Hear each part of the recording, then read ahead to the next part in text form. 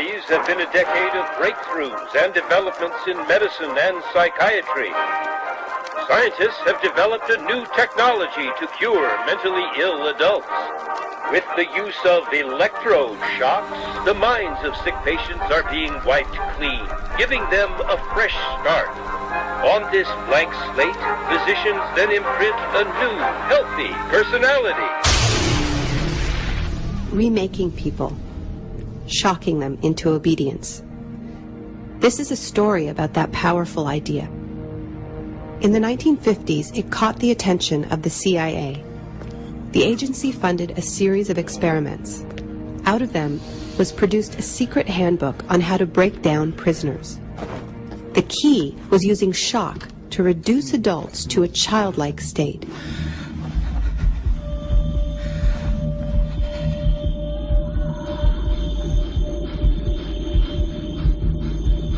It's a fundamental hypothesis of this handbook that these techniques are in essence methods of inducing regression of the personality. There is an interval, which may be extremely brief, of suspended animation, a kind of psychological shock or paralysis. Experienced interrogators recognize this effect when it appears, and know that at this moment the source is far more open to suggestion, far likelier to comply than he was just before he experienced the shock.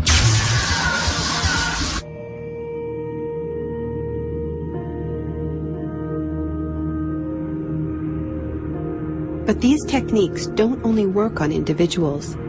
They can work on whole societies. A collective trauma, a war, a coup, a natural disaster, a terrorist attack puts us all into a state of shock. And in the aftermath, like the prisoner in the interrogation chamber, we too become childlike, more inclined to follow leaders who claim to protect us.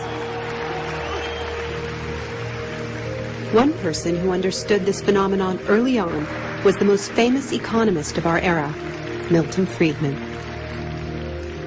Friedman believed in a radical vision of society in which profit and the market drive every aspect of life, from schools to healthcare, even the army. He called for abolishing all trade protections, deregulating all prices, and eviscerating government services. These ideas have always been tremendously unpopular, and understandably so. They cause waves of unemployment, send prices soaring, and make life more precarious for millions. Unable to advance their agenda democratically, Friedman and his disciples were drawn to the power of shock.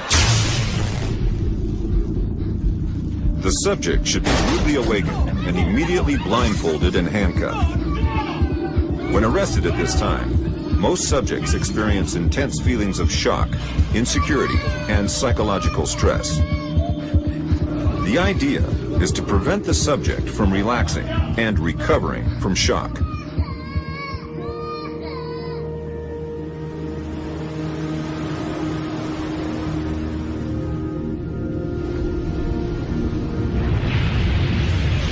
Friedman understood that just as prisoners are softened up for interrogation by the shock of their capture, massive disasters could serve to soften us up for his radical free market crusade.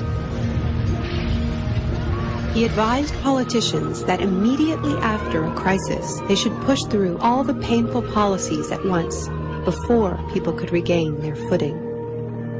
He called this method economic shock treatment. I call it the shock doctrine. Take a second look at the iconic events of our era, and behind many, you will find its logic at work. This is the secret history of the free market. It wasn't born in freedom and democracy. It was born in shock.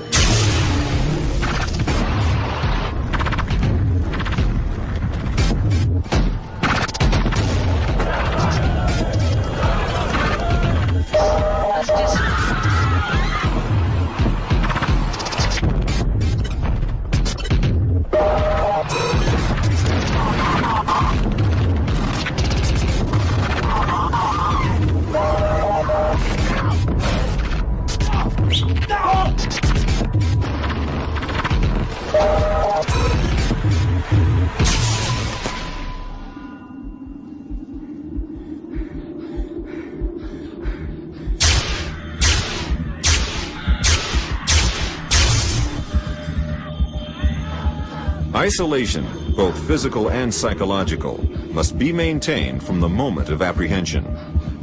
The capacity for resistance is diminished by disorientation. Prisoners should maintain silence at all times. They should never be allowed to speak to each other.